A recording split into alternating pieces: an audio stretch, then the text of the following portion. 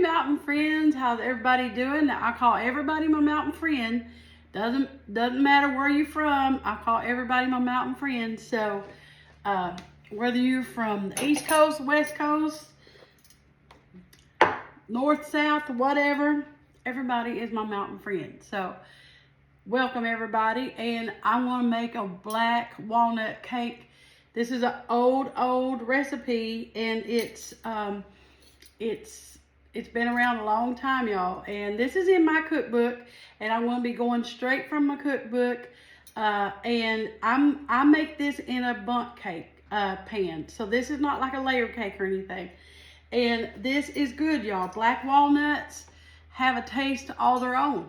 All their own. Now, I grew up in the mountains of southeast Kentucky in a place called 10-Yard Holler. So we had black walnut trees going out the holler that would shed every fall, and we would get those black walnuts, y'all, and bring them up and put them in the driveway and stuff and let Daddy run over them with his truck to get the holes off of them, and then we'd let them dry out and we'd crack them. And we cracked those black walnuts because it's a lot of work to get black walnuts, but I grew up getting them a lot, me and my sisters. And this is a good cake. It's a taste all its own. It's going to have a cream cheese frosting.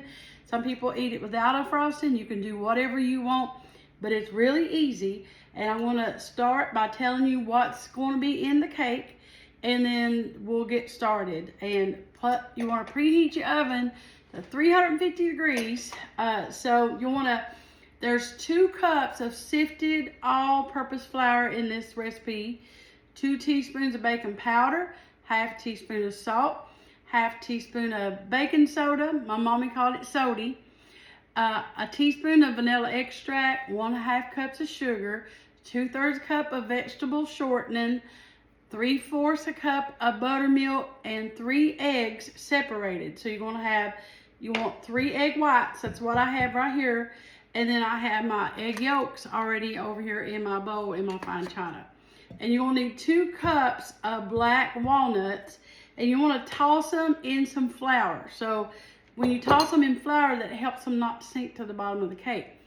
And then you're going to need cream cheese frosting. You can use canned, but I'm going to make some homemade cream cheese frosting for you to go on this cake, because y'all, if you go through all the work to make a beautiful homemade from scratch cake, you need some good old homemade frosting.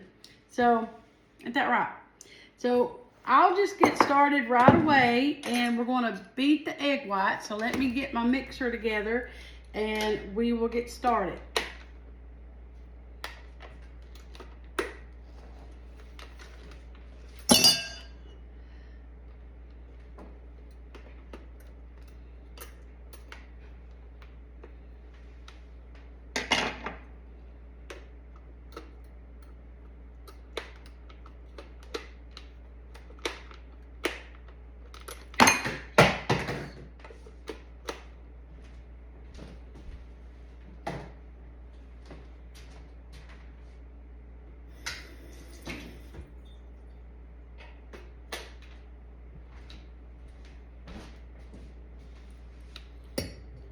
Now, your egg whites need to be room temperature. So anytime, they need to be a room temperature, but I will give you a tip. When you're separating eggs, when eggs are cold, they separate better. So if you need to separate your egg yolks from your whites, cold eggs do better. But when you're baking, any rule all the time, always make sure your eggs are room temperature, especially your egg whites when you're fixing to beat them. So I'm gonna beat these until they are stiff peaks, and then once the egg whites get the stiff peaks, we're gonna set them aside. All right, the egg whites are stiff peaks, and I'm just gonna set them aside here. Now you want to you're gonna cream your egg yolks, your shortening, and your sugar and your vanilla together. So here is the shortening. Y'all, tell me your favorite old-timey cake. This is one of my favorites. I love pound cake. I love black walnut cake. I like jam cake, molasses cake, Coca-Cola cake. But this is like an old favorite because I just love the taste of the black walnuts, y'all. like I said, they got a taste all their own. Not like regular walnuts. I mean, they're so good. They can be a little pricey because they just, like I said, they're kind of hard to process. They're kind of hard to harvest. There's my sugar, my egg yolks, and my shortening. And I'm gonna go ahead and put my vanilla extract in there. And so now what you're gonna do is you're going to cream this together, this mixture together, and till it's light and fluffy. And that's gonna take probably about 4 or 5 minutes, at least 5 minutes, because you want to get your sugar and your shortening and the egg yolks really fluffy, and get that sugar to where it kind of breaks down and it's not grainy. All right, now I'm going to sift my flour. I've already got some going on here, and I'm going to go ahead and put my baking soda, my salt, and my baking powder in with it so I can sift it together. So it's a half a teaspoon of salt, and these are little 1/4 teaspoon measurements, so it takes 2. And then we put my soda in. I have to call it soda, y'all, because that's what my mommy called it. Put my soda in. Soda. And my baking powder, which is 2 teaspoons of baking powder. And y'all, when you're doing baking powder or soda and all that stuff, I always do heaping. Yeah, I always do heaping. Because y'all, I had home ec class when I was a freshman in high school, and they taught me all this stuff. I know they don't have home ec classes like they used to, but and y'all, I remember my home ec teacher. I remember it like it was yesterday. We had to make a cheesecake, and she loved my cheesecake. And I had never really made a cheesecake. Y'all, just a holler girl. And I'd made some stuff, but never made a cheesecake. And she went down the hall with that cheesecake and was taking it to all the teachers and telling them it was the best cheesecake she'd ever had. So yeah, I was a freshman in high school. So got my flour and all the dry ingredients sifted in together. Y'all, this sifter, I think Mommy found it at a Goodwill somewhere, but it's an old-timey one, kind of old-timey. It's a little more modern. I have an old one that my mama had, but I don't hardly use it. I just use it, I just have it for looks. Does that matter?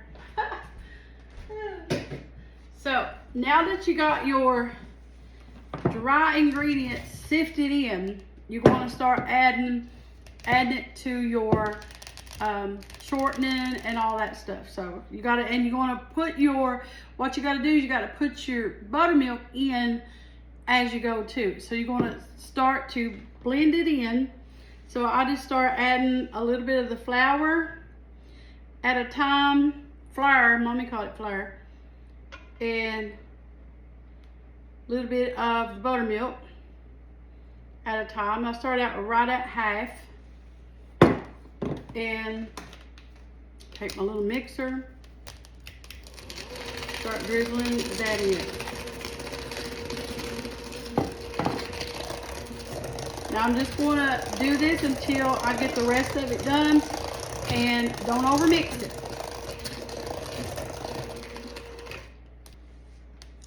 All right, now let me give you a good tip. Like I said, don't overmix it. Never overmix cakes, even box cake mixes.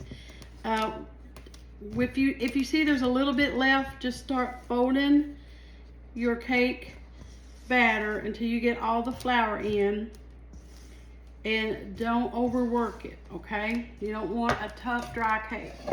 Now, you're going to fold in your egg whites, and you do that gentle like, and which is ain't hard at all. You just want to fold it in like that, in big swoops like that right there. A cake like this, usually that calls for like egg whites to be separated. It's kind of like a, I don't know, they used to call it like a chiffon cake. But this is, it's to make it airy and light. So you always fold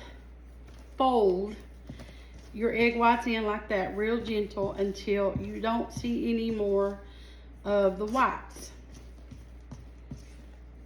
And it breaks down pretty. There we go. Yep. All right, that's done. Now, last but not least, you want to fold in your walnuts. And I do them a little at a time.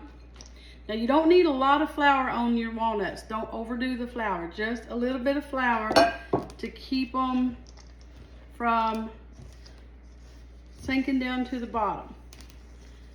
Again, you just fold them. You don't overmix. Just enough to get them in there. Let me get the rest of them. I got a little bit too much flour, so that's why I'm doing it with my hands, so I don't get that excess flour on them. And I had a little bit more than 2 cups here anyway, so I'm just eyeballing it. I don't want to get too much flour in there on them, so just remember that. And even though, you know, I try to get my stuff ready for my video sometimes, y'all, I'm not a perfect cook. Nobody is. And I'm not a pro by no means. So, but I like, this is a good way to teach you as you go, because everybody makes mistakes. And just trying to help you, teach you how to correct them when you can. Sometimes you can't. Now that's good right there. Now all you got to do is, if you don't want to use a bundt pan, you don't have to. This would go, you could put this in a 9x13 baking dish, or you could do 2 8-inch round cake pans and make it a layer cake if you want. Now I like to use a baking spray that has flour in it, because to me it's a lifesaver, and I'd rather use that than food with flouring and oiling a pan. So that's what I use. So I want to spray this real good. Then when we come back, I want to put it in the bundt pan. It's going to go in the oven. Alrighty, here we go. Getting the cake in there. Y'all, it's always a little challenge putting a cake in a bundt pan without making a mess and getting it all over the place. Some people scoop it out. I probably should have done that, but it's all right. And get it all in there. Y'all, it's gonna be good. Do y'all like to lick the batter? Some people don't because of eggs, but I still lick it a little bit. I have to, just have to. Okay, alrighty. Got it all in there. Made a mess. Now, you want to tap it down, y'all, and settle it down and get all the bubbles out of it. Yeah, there we go.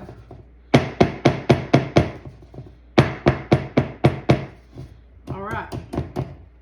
Now it goes in the oven for about 30 minutes, 25 to 30 minutes. Now after that time, ovens vary, guys. Always remember that. Check it with a toothpick, and if it's not hardly done, give it like 5, 6, 7 more minutes. But everybody's oven varies. So after about 25 minutes on my oven, I check it to see if it's done. And if not, I give it about 5, 6, 7 more minutes. But you don't want to overbake it. So in the oven it goes. And when it comes out, we'll frost it, y'all. Now for the cream cheese frosting, I have a stick of unsalted butter in my mixer and a block of softened cream cheese. It's an 8-ounce block. And I'm going to blend that together with my paddle attachment until it's smooth and creamy. It's going to be about 5 minutes. Now I'm going to add in some vanilla extract, about a teaspoon or so. Just eyeball it and blend that together.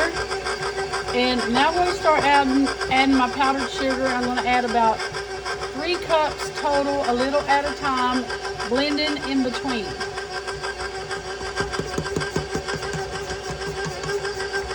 And once you have all your powdered sugar in there and you want to scrape down the sides, you want to turn your mixer up and just beat it for about 3 to 4 minutes until it's smooth and creamy, guys. Okay, now once your cake is done and you want to let it cool in the pan for about 10 minutes, and then I like to flip mine out on a wire rack. So I put my rack on top of the cake like that, and I just give it a flip. And when you flip it, y'all right there, look. Aha! So now you're gonna just let it cool down completely, and then we'll be ready to put the frosting on it. All right, guys, you know what time it is? Yep. What time is it? Tasting time. Tasting time. Y'all. All right. I'm sorry, give him a bite. I smell everything for you. Smells good. She was cutting and I'm smelling. Black walnut. It's the black walnuts. They have a taste all their own. She said, "What are you doing?" I said, "I'm smelling that cake." Smelling that cake.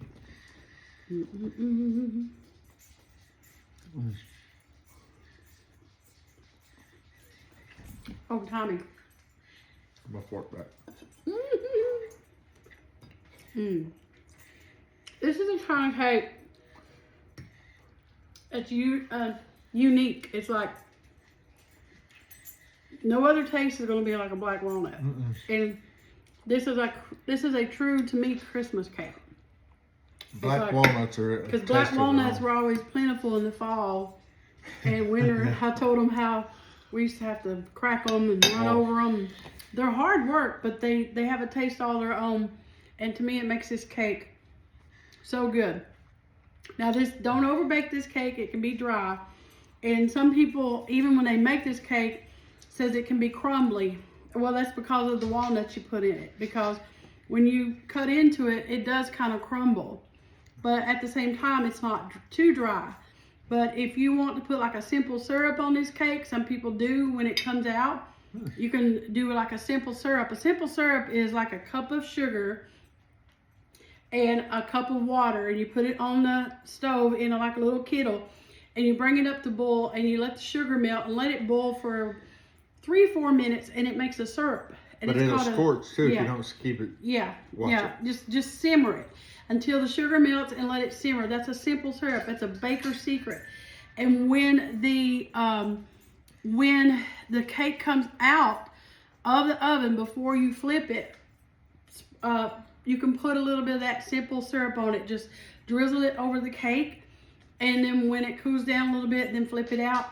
That'll help this kind of cake. But you still want to get this good flavor, and it will be a good flavor, y'all. But it's only crumbly around the walls. It's kind of, to me, it's got a pound cake consistency. Yeah. So, and it's a dense cake, but it's a good cake. So if you're looking for a new Christmas cake, I highly recommend the black walnut cake. This is an old-timey cake, y'all. This is come out of an old Kentucky cookbook that I had, and it's actually in my cookbook. It's in my cookbook, Mountain Cooking with Missy, Nothing Fancy, Just Good Eating. It is in my cookbook, and that's on Amazon. But this is in my cookbook, and that's why I put it in there, because I like to put those old recipes in there. So I hope you try this. If you do, let me know. Always let me know. Tag me at Mountain Cooking with Missy. We love that when you guys tag us and let us know. But I hope you make this for your Christmas dinners and whatnot. So I think everybody would say, "What's that recipe?" Yeah. It's one of them cakes they're going to be like, "I got to have a recipe of that." Yeah. All right, guys. We hope y'all have a great day. We thank you for watching Mountain Cooking with Missy, where it's nothing fancy. It's good eating. Bye, guys. Bye, guys.